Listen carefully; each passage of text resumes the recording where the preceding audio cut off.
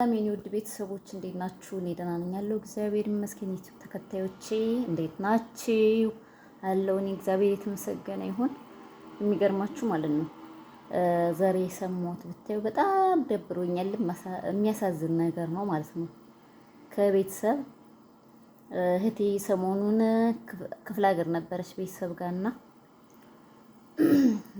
እንዴት መሰላችሁ እኔ ጋር የሆነ ፕሮግራም ነበረ፣ የሰርግ ፕሮግራም የወንድሜ ነበርና እዛ ከርማ ነው የመጣችውና ስለ ቤተሰብ ስለምናምን እየጠየቅኳት ከሌ ደህና ነው ከሌ እንዲህ ነው ወይ እንዴት ነበር ፕሮግራሙ ስላት፣ አይ ፕሮግራሙ እኮ ጭፈራ ምናምን የለም ነበረ፣ ብዙም ደስ አይልም፣ ብዙዎቹ አልተገኙም ምናምን አለች። እንዴት በምን ምክንያት ምናምን ስላት፣ ያክስቴ ባል ነበርና እሱ በህይወት እንትን ማለት ህይወቱ አልፏልና በዛ ምክንያት ዘፈንም ምንም የለም ማለችኝ። እንዴት እንደዛ ሊሆን ይችላል ስል ሕክምና ሲመላለስ ቆይቶ ነገ ዛሬ እያሉት እንግዲህ አስቡት የክፍለ ሀገር መንገድ ምን ያህል ከባድ እንደሆነ አቀበት ቁልቁለት አስባችሁታል። ከዛ ድረስ ተመላልሶ ሐኪም ቤት እንግዲህ ሲሄዱ ነገና ሳምንት እያሉ ያለ ምንም እንትን ማለት ነው እያመላለሷቸው ማለት ነው። እግዚአብሔርን ሰው እንዴት ወይ ደግሞ ተስፋ የሚሰጥ ነገር ማለት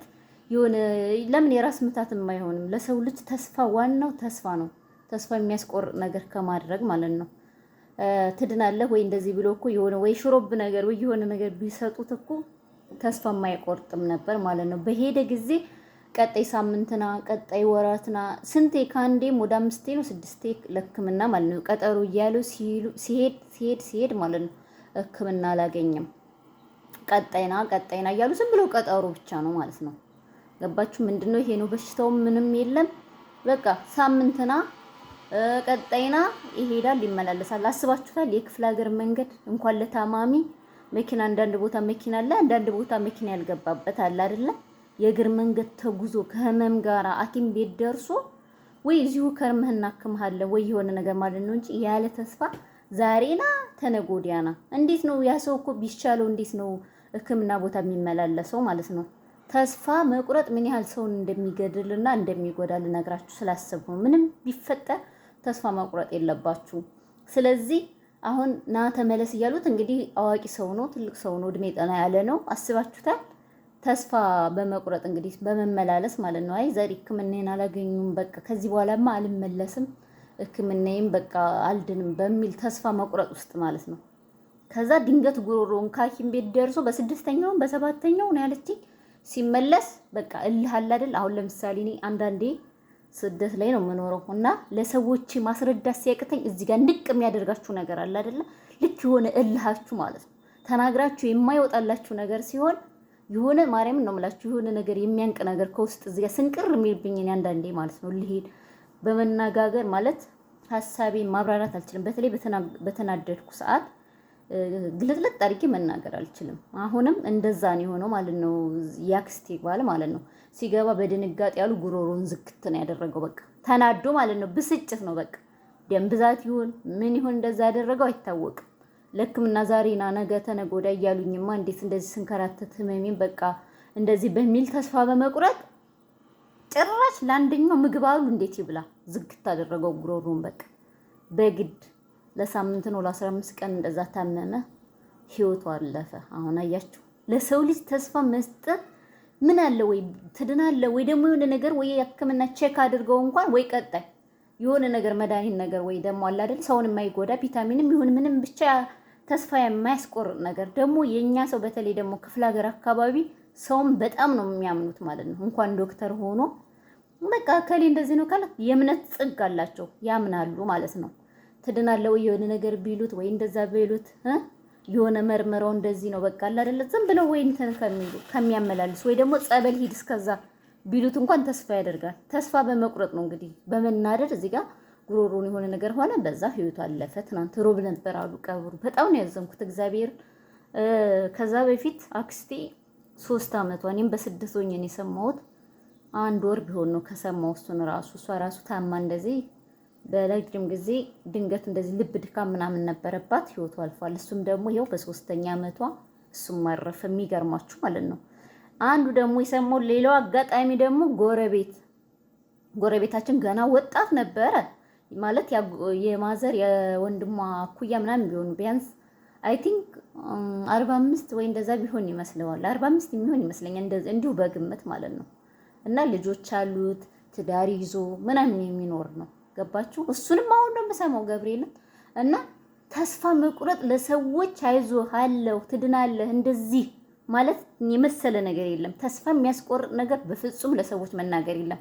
ሁለት ደግሞ ያመማቸው በሽታ ከባድ ከሆነ ለዘመድ መናገር ይሻላል። በተለይ ክፍለ ሀገር አካባቢ ለሚኖሩ ሁሉን ነገር ተስፋ ነው የሚቆርጡት። ቶሎ በቃ ሁሉን ነገር ያምናሉ።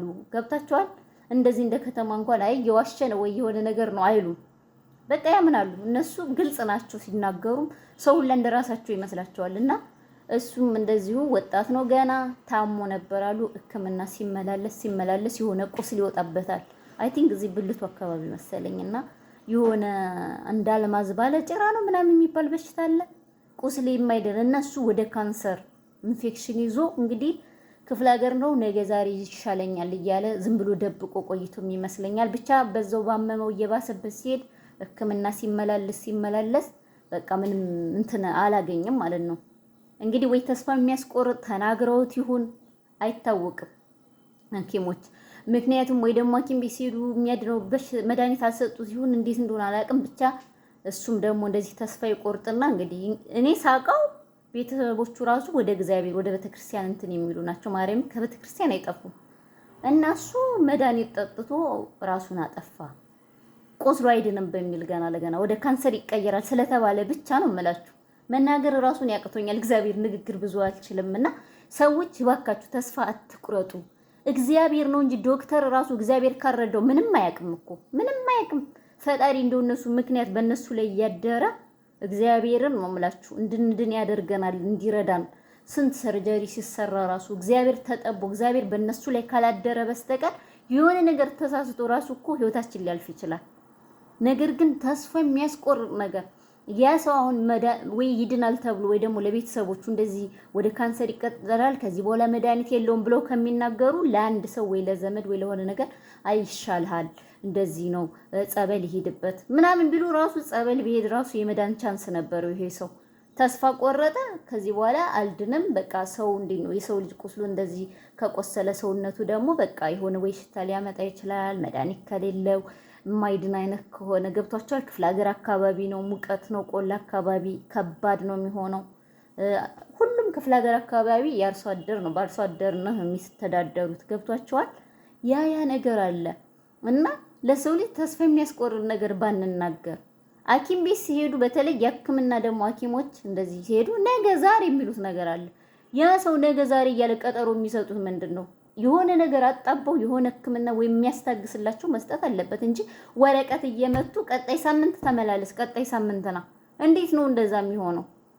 የእግር መንገድ ታሞ ከክፍለ ሀገር ድረስ እየተመላለሰ ስንቴ ነገ ዛሬ ና ያለ ተስፋ። ይሄ ሰው እኮ የመዳን ችሎታ ይኖረው ነበር። ዛሬ ተመርምሮ የሆነ ነገር ሲሆን የሆነ መድኃኒት ሰጥቶት ወይ ነገና ብሉት ኖሮ እንደዚህ ያክስቴም ባል እንደዚህ በድንጋጤ ማለት በልህ በንዴት እንደዚህ ሆኖ ታሞ አይሞት ነበር ማለት ነው።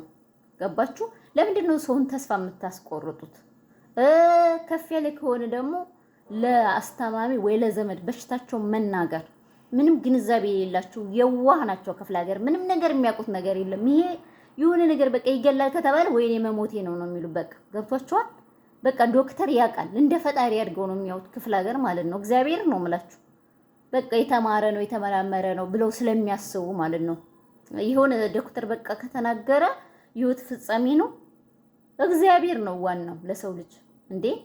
ጸበል መሄድ ጸበል ቢሄድ ኖር ይሄ ሰው የመዳን እድል ሊኖረው ነበር። መድኃኒት ግጥም አድርጎ ጠጣ። ተመልሰው ሰዎቹ ቤተሰብ ተደናገጠ። ሕክምና ይዘው ሄዱ። ወተት ቢጋት እንቁላል ቢጋት በቃ አልተረፈም። የስንት ልጆቹ ናቸው የሚያሳዝነው። ልጆቹን በተነ በቃ ሄደ እሱንም ሚስትየዋ ድንገት ደርሳበት ነው አሉ ሕክምና ቦታ እንደዛሬ ገባ እንደነገ ሞተ። ምንም ነገር አልተረፈም። ምክንያቱም እንዳለ ግጥም አድርጎ የጣጣው እንግዲህ መድኃኒት ይሄ ክፍለ ሀገር አካባቢ ደግሞ የምንድነው የአረም መድኃኒት የሚባል አለ። የአይጥ መድኃኒት ምኑን እንደጠጣ ራሱ አይታወቅም። ጠጥቶ ተስፋ በመቁረጥ ራሱን አጠፋ። እንግዲህ ይታያችሁ ይሄ ሰው አሁን እኔ የማውቀው ቤተክርስቲያን ሲሆን መድኃኒዓለም ቤተክርስቲያን አለ ሀገራችን። እዛ ሲያስተናግድ ብታይ እርድ ሲሆን ከተለያየ ሀገር ሲመጡ የሚያበላ የሚረዱ ነበሩ። ቤተሰቦቹም ከቤተክርስቲያን የሚጠፉ አልነበሩም። የምሬ ነው። ተስፋ በመቁረጥ የሰው ልጅ እባካችሁ ተስፋ አትቁረጡ ወገኖቼ። ማርያምን ነው የምላችሁ። ተስፋ የፈለገው ቢሆን የሰው ልጅ ብዙ ነገር ያጋጥመዋል። እመቤቴ ብዙ ነገር ግን መድኃኔዓለም አለ። እሱ ካልፈቀደ ምንም ነገር የሚሆን ነገር የለም። ለምንድን ነው ተስፋ የሚቆረጠው? አንድ ሰው እኔ ትሞቻለሽ ብለኝ እኔ አላምነውም እንዴ። አንድ ነገር ማለት ነው እግዚአብሔር የፈለገው ህይወታችሁን ደግሞ ለምን ታጣላችሁ? በራሳችሁ በገዛ እጃችሁ እንደዚህ መሆን የለበትም። ተስፋ መቁረጥ የለባችሁም። ወደ እግዚአብሔር መጸለይ። እግዚአብሔር ደግሞ ከሁሉም በላይ እግዚአብሔር ነው አዋቂው እንጂ የሰው ልጅ አይደለም። ሊያ ዶክተሩም እኮ እንደኛው ሰው ነው። ፊደል ቆጥሮ ያው እንትን ያለውን ተምሮ ነው እንጂ እንደኛ ነው። ገባችሁ? አዳኝም ገዳይም ፈጣሪ ነው። ግን ተስፋ በመቁረጥ ራሱ ተስፋ በማጣት የሚሞቱ ሰዎች አሉ። እንደዚህ ባይሆን ደስተኛ ነኝ ነው የምላችሁ። እኔ እግዚአብሔር በጣም ነው እንትን ያልኩትና በጣም ያሳዝናል። ደግሞ ቅድም እኮ አክስቴን ደግሞ ቀን ላይ ደግሞ አሁን ዛሬ እሑድ ነው ለምሳሌ ስራ ላይ ነበርኩኝ እኔ። በስደት ስትሆኑ ታይም አይኖርም ልብስ ተኩስ ምናምን የቆየሁት እና እስቲ ቆይ እህቴን አክስቴን ላውራት ምናምን ብዬ ስልክ ስደውል በመሀል ስልክ ይገባላታል ማለት ነው። እግዚአብሔር እኔ ቀላል ለማወራችሁ በመሀል ስልክ ይደወልላታል። አይ ቆይ እኔ እደርሳለሁ በቃ አውሪ ያልኳትና እሺ በቃ እዚህ ገባለች ዘጋሁት። ከዛ ትንሽ ቆይታ መልሳ ደወለች። ምንድነው ምናምን እላታለሁ። እንዴ የሲስተር ጓደኛ ነበረችና ነፍሰ ጡር ነበረች። አንድ 5 ወሯ ነው 8 ወሯ ብቻ ይሁን ሆኗታል አለችና እሷ ደውላ ሁለተኛ እንዳትደውይልኝ ህይወቴን ራሴን ላጠፋ ነው ቻው አልተገናኘንም ብላ ስልኩን ዘጋችብኝ። ኧረ እባክሽ ደውይላት የኔ አይሰራም ስልኳን መልሼ ስሞክር እባክሽ ደውይላት ነው ያለቻት። ምን ያህል ምን ቢገጥማችሁ ነው? እንዴት እንደዚህ ይሆናል? እንዴት ሰው ራሱን ያጠፋል? የፈልገው ይመጣ ማለት ነው። እኔ የፈልገው ነገር ቢገጥመኝ ራሴን አላጠፋም። እግዚአብሔር የሰራውን ነፍስ ማጥፋት እንግዲህ በዚህ በምድር ተሰቃይተን በሰማይ ደግሞ አስባችሁታል። እንቃጠል እረፍታተን 24 ሰዓት እየሰራን እንደዚህ የምንኖረው ነው ለማይሞላ ዓለም ነው ማለት እምላችሁ። ደግሞ እዛ ሄደን ማለት ነው ጥሩ ስራ እንኳን ባንሰራ ኃጢአተኛ እንኳን ብንሆን እንኳን እንዴት ይችል እግዚአብሔር የሰጠንን ህይወት እንዴት ራሳችን በራሳችን እንቀጥፋለን? ለምን ተስፋ ይቆረጣል? ከዛ ሲደውል አታነሳም ስልክ። ኧረ እባክሽ ደውይ፣ ኧረ ጎረቤት ጋር ደውይ። እኔ ግራ ገባኝ። ምን ይደረግ ማርያምን ጨነቀኝ። ለአክስቴም እየደወልኩ ኧረ እንዴት ነው በቃ ደውይላት፣ ጎረቤት ቤት አከራይ ወይ ቤቷን የምታውቂ ከሆነ ስራ አቋርጭና ሂጅ አልኳት።